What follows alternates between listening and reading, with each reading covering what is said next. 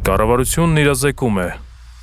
Կառուցապատման թույլտվությունների տրամադրման ողջ գործընթացը Հայաստանի ամբողջ տարածքում 2025 թվականի հունվարի 1-ից պետք է իրականացվի բացառապես էլեկտրոնային եղանակով։ Օրինակ, Հայկը ցանկանում է տուն կառուցել ջրվեժ համայնքում։ Նա կարող է էլեկտրոնային դիմում ներկայացնել urban.i.gov.am հարթակում։ Ուստի պետք է շտապի ձեռք բերել նույնականացման կամ բջջային նույնականացման քարտ։ Նրան պատկանող անշարժ ինքնաշխատ կարտացոլվի համակարգում։ Առաջին քայլով Հայկը դիմելու է նախագծման թույլտվություն կամ ճարտարապետահատակագծային առաջադրանք ստանալու համար, նշելով նաև, որ ցանկանում է ստանալ գազի, ջրի, էլեկտրականության միացման տեխնիկական պայմանները։ Նրա դիմումը համայնքը համակարգի միջոցով կհասցեագրի մատակարարներին, ապա սահմանված կարգով կտա նախագծման թույլտվություն, եթե բավարարում է պահանջներին։ Հաջորդ քայլով Հայկը պետք է դիմի շինարարության թույլտվություն ստանալու համար։ Մշակված նախագիծը համակարգ ներբեռնելու է նախագծողը, իսկ եթե այն պետք է անցնի պարզ փորձաքննություն, ապա փորձաքննության եզրակացությունը ներբեռնելու է ոլորտի լիցենզավորված կազմակերպությունը։ Դիմումը հանձնելուց հետո պահանջներին բավարարելու դեպքում Հայկը կստանա շինարարության թույլտվություն։ Հետագայում կարող է լրացնել նախագծի փոփոխության եւ թույլտվության երկարացման դիմումներ, իսկ տունը կառուցելուց հետո ստանալ ավարտական ակտ՝ շահագործման թույլտվություն։ Եթե Հայկն արդեն ունի հաստատված կառուցապատման թույլտվություններ, ապա հաջորդող փուլերի համար դիմելու է կառուցապատման թույլտվությունների թվայնացման դիմումներ բաժնով, համակարգ ներբեռնելով արդեն հաստատված քաղաքաշինական փաստաթղթերը։ Ողջ ընթացքին Հայկը կհետևի առցանց։ Թույլտվության տրամադրման հետագիծը կպահպանվի համակարգում։ Գործընթացի բոլոր մասնակիցների աշխատանքը կլինի թափանցիկ եւ վերահսկելի։